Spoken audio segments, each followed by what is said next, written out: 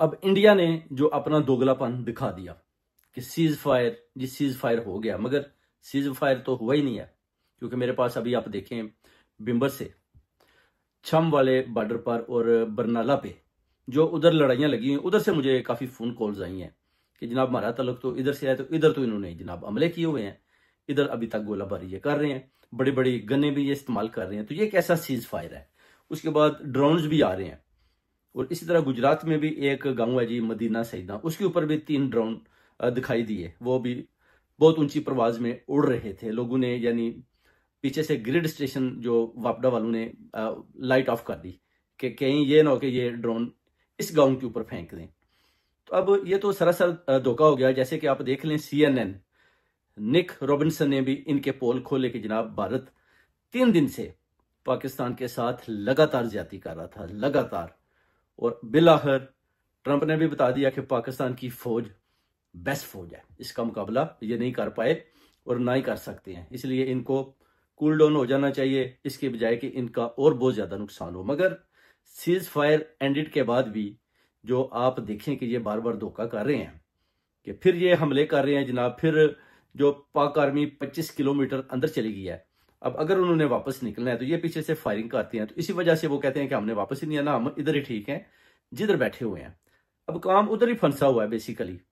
सिर्फ जहाजों वाला या ड्रोन जो इधर इस्लामाबाद बड़े बड़े शहरों की तरफ ये भेज रहे थे, उधर तो ये बाज आ चुके हैं।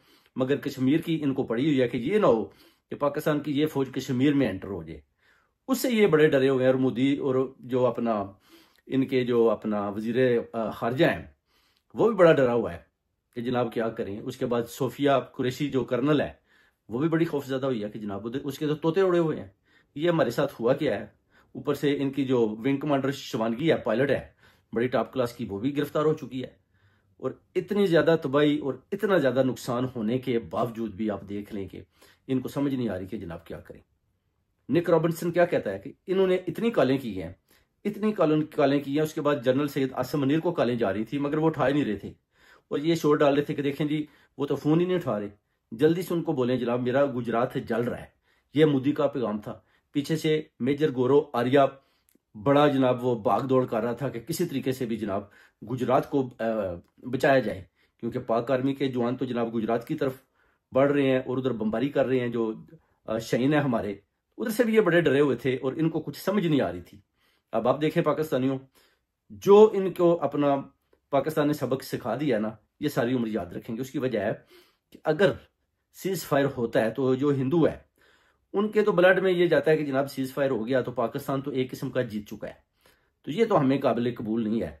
तो लेवल जो है उनको पता है कि अगर बैकअप भी हो जाते हैं तो पाकिस्तान का हाथ हमारे ऊपर ही रहेगा। तो इस वजह से ये क्या कर रहे हैं, अभी बरनाला, बिम्बर, सियालकोट, ड्रोन इधर उधर अभी भी ये कोशिश कर रहे हैं कि पाकिस्तान का कुछ ऐसा नुकसान भी कर दिया जाए कि बोलें जी हमें तो सीज फायर हमने कर दिया है, मगर उधर पैगाम जाते जाते थोड़ी देर लगी, जिसकी वजह से जो उधर आर्मी जिनके साथ हमारा कांटेक्ट नहीं हो पाया, उन्होंने पाकिस्तान का नुकसान किया। इस तरह की ना ये बातें कर रहे हैं। उधर आप नवाज शरीफ को देखें, उसका ट्वीट चेक करें कि वो जैसे उसने ना तो कोई मोदी की बात की है, किसी किस्म की भी उसने किसी के मतलब कोई बात ही नहीं की। और वो कह रहा है जी कि हमने अपने मुल्क का जी बड़ा अच्छा दफा किया है, जैसे कि कोई आदमी छुपा नहीं होता, जब जंग खत्म होती है तो एकदम बाहर निकल आता है। बिल्कुल ऐसा ही इन्होंने भी एक गद्दारों वाला काम किया जो पूरी कौम और आवाम जानती है।